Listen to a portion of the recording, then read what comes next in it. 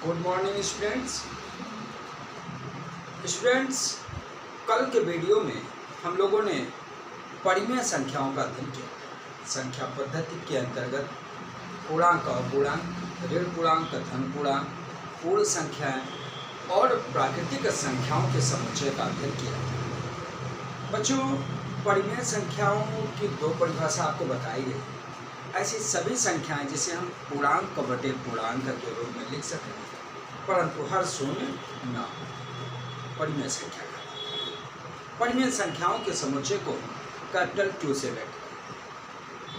आज बच्चों हम अशांत दशमलव में आवर्त दशमलव का अध्ययन करेंगे। शांत दशमलव तो कल आपने देखा ही था। आज हम अशांत आवर्त दशमलव का अध्ययन करेंगे।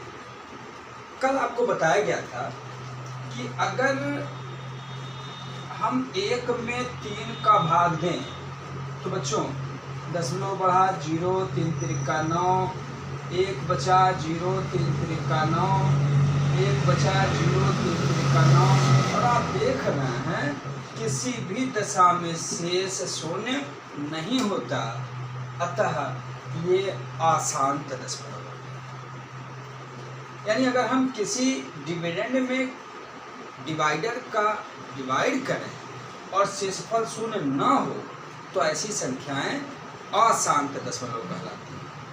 अब अशांत में भी आपको बताया गया था दो प्रकार। एक तो ये कि दशमलव के बाद का हिस्सा एक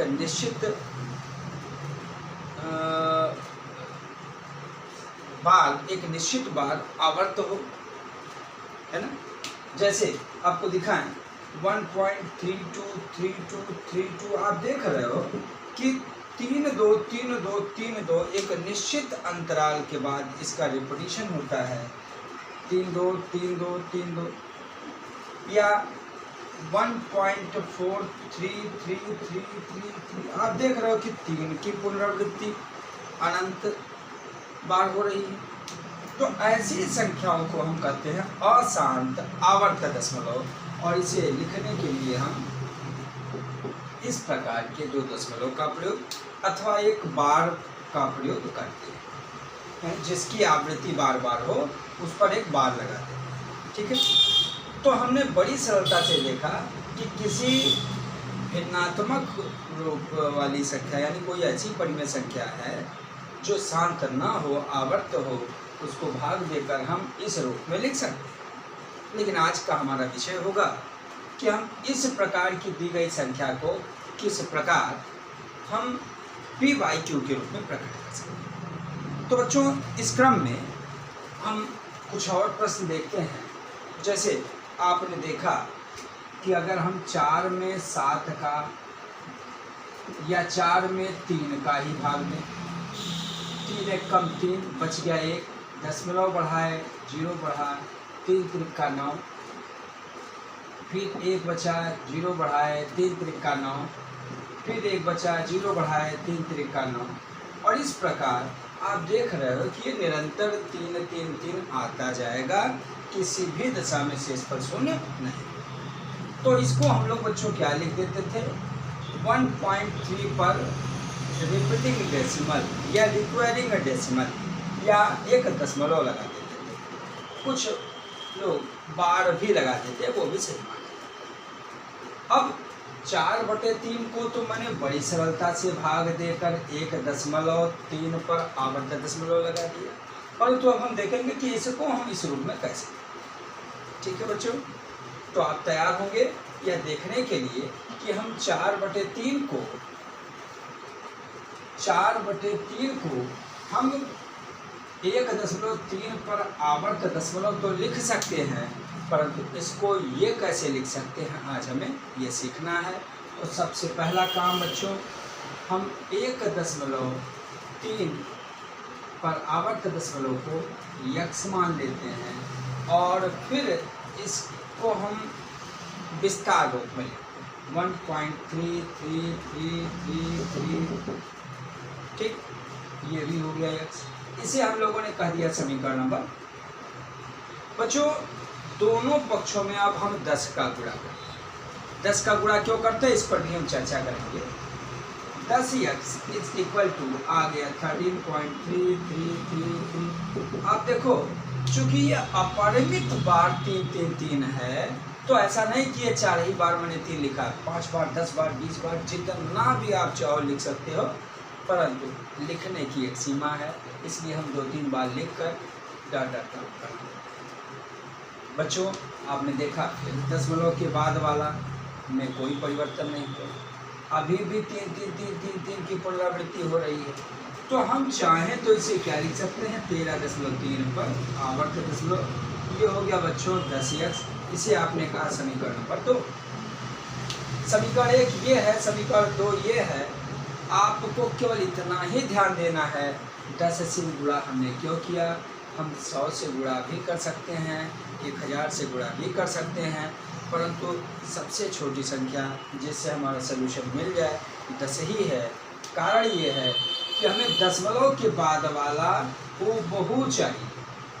अगर हमने 100 से गुणा किया होता तो ये यहाँ आता, ये दशमलव यहाँ आता, और दशमलव के बाद वाला 3 होता, तो इसके पहले 133.3 पर रेपिटेशन है ना, और कोई फर्क नहीं पड़ता। अब समीकरण 2 से हम 1 को माइनस कर दें।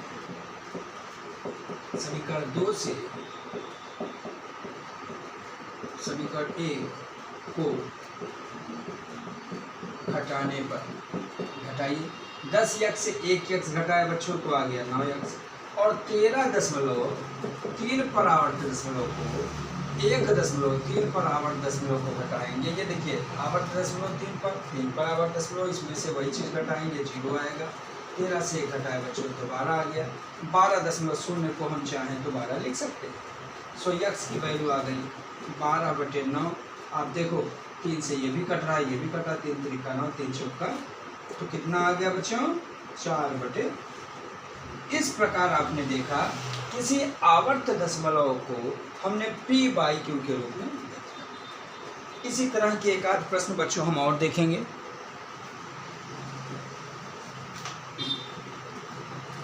अगर मान लीजिए प्रश्न इस टाइप का हो 2.032, अब हम या तो इस पर क्यों लगा दें या तो इस दोनों पर लगा दें।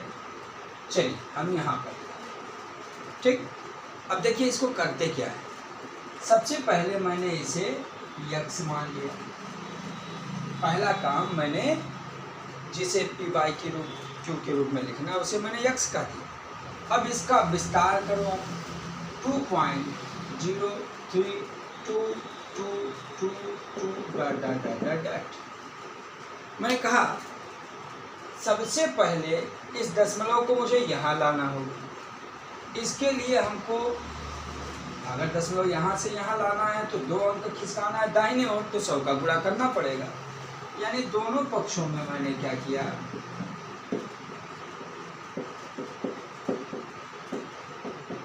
100 से गुणा करिए। ये हो गया 100x, ये हो गया 2.9 यहाँ जाएगा 203.2222। आप चाहें तो इसे यहाँ पर आवर्त दशमलव लगा दें। ये हो गया समीकरण नंबर 1। आप चाहें तो इसे 2 भी कह सकते हैं, परंतु हमारा अब इससे कोई फायदा मिलने वाला नहीं है, तो हम इसे ही 1 मानना चाहिए।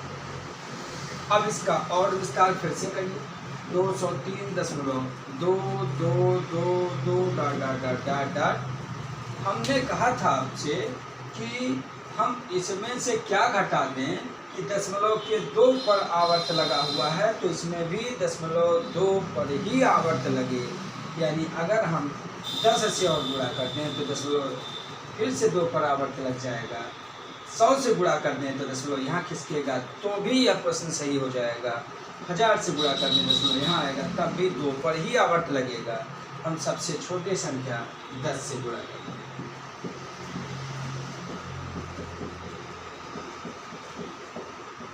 कहाँ?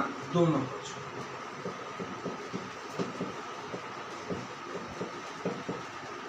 दोनों पक्षों में 10 से गुणा कर दो। इधर देखिए बाएं पक्ष में 100x था, 10 से गुणा करोगे आप 1000x हो गया, और ये दशमलव खिसक के आ गया यानी 30 32.5 फिर 2 2 2 2 इसको कर दिया आवर्त दशमलव, ये हो गया समीकरण पर। आपको ये बड़ी बेहतर तरीके से समझ में आएगा कि आप देखिए दशमलव 2 पर आवर्त, दशमलव 2 पर आवर्त, अगर हम समीकरण 3 से समीकरण 2 से 1 को घटा दें तो ये दशमलव के बाद वाला हिस्सा खत्म हो जाता है। और हमारा उद्देश्य भी यही था कि जो ये अनलिमिटेड 2 2 2 था उसको समाप्त कर दें। तो इस प्रकार अगर हम समीकरण 2 से 1 को घटा दें, यानी समीकरण 2 माइनस समीकरण 1 से, समीकरण 2 से समीकरण 1 घटाइए, 1000 यक्स से 100 यक्स घटाओगे तो कितना आएगा बच्चों? 900 यक्स। जाँच लें आप, 1000 से 100 घटाएंगे तो 900 आएगा। और इसमें से आप चाहें तो रफ में घटा लें, यहाँ 203.2 बराबर, इसमें से ये घटाया 0 आ गया, 12 से 3 घटाया 9 आ गया, 2 से 0 घटाया 2 आ गया, और 2 से 0 घटाया 2 आ गया, 10 से 2 घटाया 8 आ गया। यहाँ बच्चों यानी 1829 बच्चों, 1800 यक्स की वैल्यू कितनी होगी? 1829 डिवाइडेड बाई 900। यदि ये किसी संख्या से कट जाए, यानी इन दोनों का कोई HCF 1 के अलावा हो, तो आप काट के इसको सरल कर लीजिए, जो आया वो आपको उत्तर। बच्चों इस तरह के प्रश्नों को आप अपनी पाठ्य पुस्तक से खोजकर हल करिएगा।